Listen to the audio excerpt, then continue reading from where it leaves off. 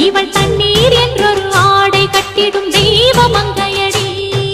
தையம் தீயம் தக்கு தீயம் தக்கு தையம் தீயம் தக்கு தீயம் தக்கு தையம் தீயம் தக்கு தீயம் தக்கு தையம் தீயம் தக்கு